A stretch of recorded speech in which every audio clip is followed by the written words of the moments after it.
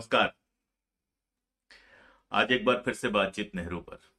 आप जानते हैं, हमारी सरकार आजादी का 75वां साल, आजादी का अमृत महोत्सव मना रही है। और इस महोत्सव के लिए जो सरकारी इतिहास की सरकारी शोध संस्था है, Indian council of historical research, ICHR, उसने एक पोस्टर जारी किया है। उस पोस्टर पर गांधी हैं, मदन मोहन मालवीय हैं, सबसे नीचे भगत सिंह भी हैं, सुभाष चंद्र बोस हैं, डॉक्टर अंबेडकर हैं, यहां तक कि माफी मांगकर रिहा होने वाले 1942 में अंग्रेजों के साथ खड़े होने वाले विनायक दामोदर सावरकर भी हैं। लेकिन नेहरू कहीं नहीं। असल में पहले एक पोस्टर जारी किया गया था जिसमें नेहरू थे। बाद में लगता है लोगों ने ध्यान दिलाया तो नेहरू को हटा के सावरकर की फोटो लगा। अक्सर हम ये भी देखते हैं, कोई भी समस्या आती है तो नेहरू जिम्मेदार है। मतलब आजकल एक मजाक चलता है ना कि बच्चे से स्कूल में पूछा गया कि नेहरू कौन है, तो बच्चे ने कहा नेहरू जिम्मेदार है। क्योंकि जितनी समस्याएं हिंदुस्तान में हैं, होंगी और पहले रही हैं, उन सब के लिए जवाहरलाल नेहरू को जिम्मेदार ठहरा दिया जाता है। जबकि यही लोग सरदार पटेल को लेकर बड़े उत्साहित रहते हैं। कई बार तो ऐसा लगता है कि सरदार पटेल कहीं इनकी पार्टी में तो नहीं थे। मतलब आश्चर्यजनक है ना कि कांग्रेसी नेता सरदार पटेल या सुभाष चंद्र बोस, जिनको अगर आप जरा सा भी पढ़िए, जिनका अपना लिखा पढ़िए, जिनके अपने पत्र और लेख पढ़िए, तो आपको पता चलेगा कि वो किस दर्जे तक सांप्रदायिक ताकतों के खिलाफ थे। हिंदू महासभा जैसे संगठनों को लेकर लेकर वो कितने कितने ज्यादा क्रिटिकल थे। उन्हें गद्दार कहा करते थे, अंग्रेजों का साथी कहा करते थे। वो सुभाष चंद्र बोस भी पसंद है। तो सवाल उठता है कि आखिर नेहरू से ही ऐसी दिक्कत क्यों? वजह बहुत साफ है। असल में नेहरू उन सारे मूल्यों का, उन सारे सिद्धांतों का और उन सारे षड्यंत्रों का एकदम विलोम रचते हैं जिन पर RSS और हिंदू महासभा जैसे संगठन चलते रहे। अगर धर्म के मामले में बात करें तो ये संगठन एक तरह का, एक धर्म का राष्ट्र बनाने की बात कर रहे थे, हिंदू राष्ट्र बनाने की बात कर रहे थे, आज भी बात करते हैं और कोशिश करते हैं। नेहरू एक मिले जुले हिंदुस्तान की बात करते थे। नेहरू एक ऐसे हिंदुस्तान की बात करते थे जिसमें हिंदू, मुसलमान, सिख, ईसाई, पारसी, जैन, बौद्ध, सारे धर्मों के लोग मिलजुल के रह सके। जिन्ना भी नेहरू से बहुत चिढ़ते थे, गांधी और नेहरू से जिन्ना भी बहुत चिढ़ते थे। कारण यही था। दूसरी बात, अगर केवल हिंदू धर्म को लेके देखें तो उसके अंदर जाति का सवाल आप देख लीजिए। तो आप देखते हैं कि चाहे वो लाहौर का कांग्रेस सम्मेलन हो, जिसका जो प्रस्ताव था वो नेहरू ने लिखा था, चाहे आजादी के बाद बना संविधान हो, जवाहरलाल नेहरू और उनकी कांग्रेस पार्टी जो उनके जमाने की थी, उसने दलितों और आदिवासियों के अधिकार का पूरा ख्याल रखा। आरक्षण दिया गया और भी बहुत सारी सुविधाएं दी गई। परफेक्ट तो खैर कोई नहीं होता है, परफेक्शन तलाशने जाएंगे तो फिर दिक्कत है। लेकिन एक सच्चाई तो यह है कि कांग्रेस जिस बहुमत से जीत कर आई थी, जिस तरह से सदन में कांग्रेस ही कांग्रेस थी, चाहे वो हिंदू परिषद हो, चाहे वो बाकी पार्टियां हों। सेकंड नंबर पर आप जानते हैं कम्युनिस्ट पार्टी थी, हिंदू महासभा वगैरह की बहुत थोड़ी सी सीट्स आई थी। उसमें अगर नेहरू चाहते, कांग्रेस चाहती और नेहरू चाहते, तो जैसा चाहते वैसा संविधान बनाते। जनता उनके साथ खड़ी थी। लेकिन संविधान बनाते समय उन्होंने सिर्फ सारे वंचित समुदायों का ही ख्याल नहीं रखा, बल्कि संविधान सभा में उन लोगों को भी शामिल किया, संविधान बनाने की प्रक्रिया में उन लोगों को भी शामिल किया जो चुनकर नहीं आए थे। श्यामा प्रसाद मुखर्जी हो या डॉक्टर अंबेडकर हो, जो लोग कांग्रेस में नहीं थे उनको भी शामिल किया। क्योंकि नेहरू एक ऐसा देश बनाना चाहते थे जिसमें सभी विचारों के लिए जगह हो। इसीलिए आप देखते हैं कि श्यामा प्रसाद मुखर्जी भी वहां पर है, वहां पर बाबा साहब अंबेडकर भी हैं। बाबा साहब अंबेडकर को तो पूरे सम्मान के साथ ड्राफ्ट कमेटी का चेयरमैन बनाया गया। आप जानते हैं कि जब हिंदू कोड बिल आता है और कांग्रेस के भीतर के और बाहर के, और RSS और हिंदू महासभा तो खैर थे ही, जो कट्टरपंथी ऐसे लोग थे वो हिंदू कोड बिल का विरोध करते हैं, तो नेहरू किस तरह से अपने प्रभाव में, टुकड़ों में उसे पास कराने में सफल होते हैं। अक्सर नेहरू को इसका क्रेडिट दिया नहीं जाता है, नेहरू को क्रेडिट बहुत कम दिया जाता है, पता नहीं क्या बात है।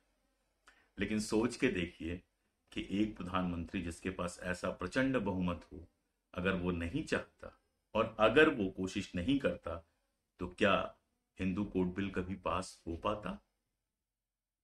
इसके अलावा भी कई सारी चीजें हैं जिस पर आरएसएस और नेहरू का प्रतिलोम बनता है। आरएसएस के सोचने से ठीक उल्टा नेहरू सोचते हैं, या यूं कहें कि आरएसएस की राह की सबसे बड़ी बाधा बन के नेहरू आते हैं।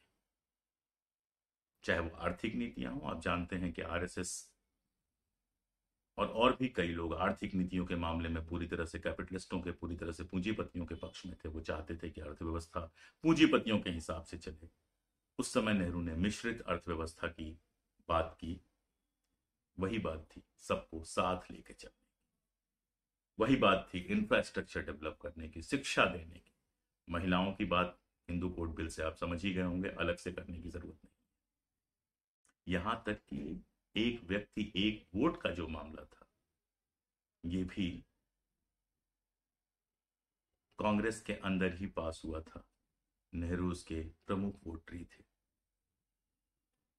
जबकि आरएसएस और बहुत सारे संगठन एक व्यक्ति और एक वोट का जो सिद्धांत है इसके खिलाफ थे। इसके अलावा एक और मजेदार चीज है, जो रियासतें थी उन रियासतों से हिंदू महासभा और आरएसएस के बड़े अच्छे संबंध थे। यानी ये वहां पर शासकों के साथ थे, लेकिन वहां के जो प्रजामंडल थे, यानी जो जनता के संगठन थे, जो राजाओं और सुल्तानों और सबका विरोध कर रहे थे, कश्मीर से लेकर कन्याकुमारी तक के ऐसे प्रजातांत्रिक संगठन, प्रजामंडलों को एक करके नेहरू ने ऑल इंडिया पीपुल्स कॉन्फ्रेंस बनाई थी।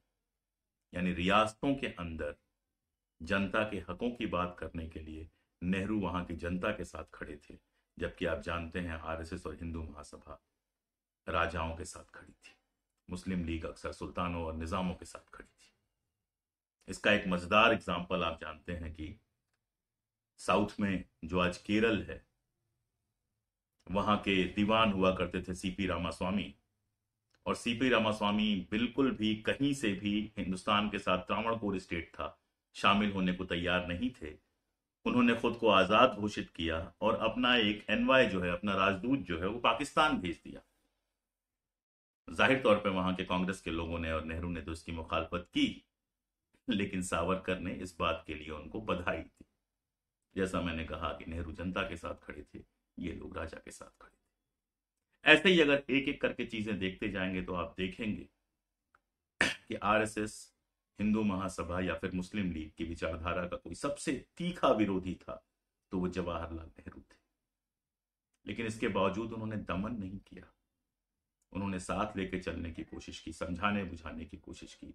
हाँ, गांधी हत्या के बाद वो बेहद नाराज थे और आप जानते हैं कि उस समय ही सरदार पटेल ने आरएसएस को बैन किया था। तो इनकी ये जो सारी योजनाएं थी, ये नेहरू के चलते ठप हो जाती थी। बहुत कम लोग जानते हैं, अगर कपूर आयोग को आप पढ़ें अच्छे से, कपूर आयोग की रिपोर्ट को, तो पता ये चलता है कि जब गांधी हत्या की योजना बनी थी तो गांधी के साथ साथ जवाहरलाल नेहरू को भी मार देने की बात थी। हालांकि इसमें वो सफल नहीं हो सके। नेहरू से जुड़े हुए बहुत सारे सवाल उठाए जाते हैं, उन पे पर्सनल छींटाकशी की जाती है, लेडी माउंटबेटन को लेके बातें की जाती हैं।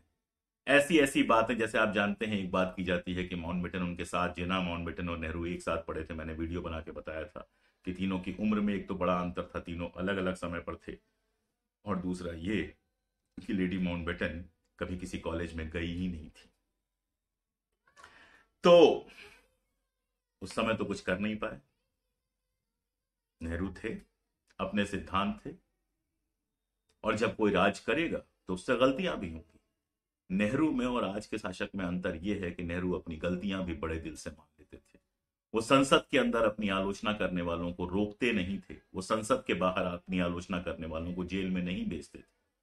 आप जानते हैं कि आर के लक्ष्मण जो रोज उनका कार्टून बनाया करते थे, नेहरू उनकी कितनी इज्जत किया करते थे।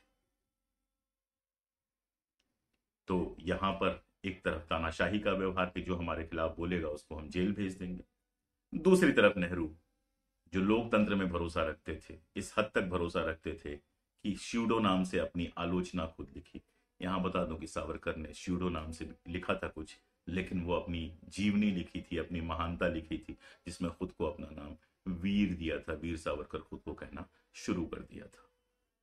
तो ये वजह है, मैं कोशिश करूंगा कि एक एक करके नेहरू पर उठने वाले एक एक सवाल का जवाब दूं। जुड़े रहिए, बने रहिए। एक आखिरी बात याद रखिए,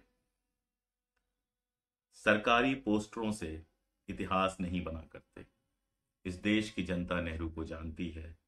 हजारों हजार किताबों में नेहरू की बातें लिखी हुई हैं। दो किताबें मैं रिकमेंड कर रहा हूं नेहरू पर पढ़ने के लिए, और वो दोनों किताबें विदेशियों द्वारा लिखी हुई हैं।